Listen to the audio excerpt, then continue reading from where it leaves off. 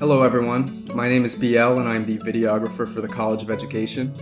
Now that we're all working from home, I want to give everyone some tips on how to enhance your self-produced videos, whether you're participating in a conference call or if you are delivering a lesson plan. So I have a few steps that I think will help. Step one is landscape mode. A lot of you may know the difference between portrait versus landscape mode in using a camera.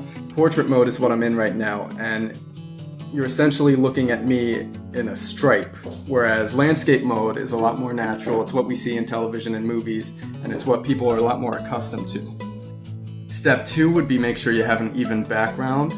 You'll see behind me that my background is a set of blinds and a gray wall.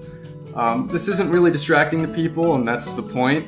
Sometimes you'll see someone with a background, it might be their messy office behind them, or say they have a pet roaming around in the background. You want as little movement, if no movement at all behind you, and nothing else that'll really distract the eye. Step three is lighting. Good lighting makes all the difference. Right now I'm sitting at a dining room table. Above me there's an incandescent light bulb that's my primary source of illumination. My phone camera has an auto exposure feature, so it doesn't look terrible, but it could be better. And there's sunlight on the other side of these blinds to my left. So I'm just going to open these blinds. This camera now, it's going to look bad because of the auto exposure. On that camera it probably looks a lot better. But if I turn my face this way, the sunlight on my face is a lot more natural and I glow a little bit more.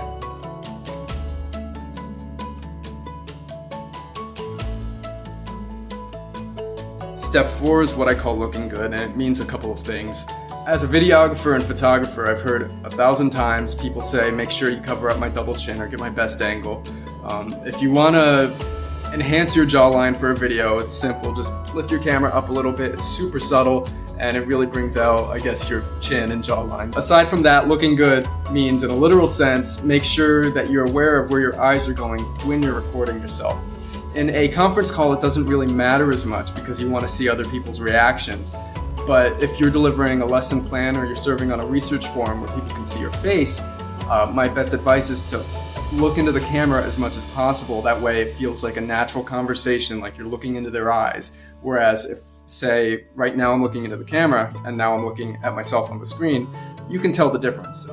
It's a sometimes subtle difference, but once you're tuned into if and when and where you can see that difference, you'll never be able to unsee it. Step six is to stabilize your camera. Right now I have my phone propped up on a shelf. If you're on a laptop, you don't have to worry about this because the webcam's already fastened to the screen. There's a big difference from when you're holding your camera to when it's actually flat on a stable surface. When you're holding it, it can get shaky and that distracts a lot of people.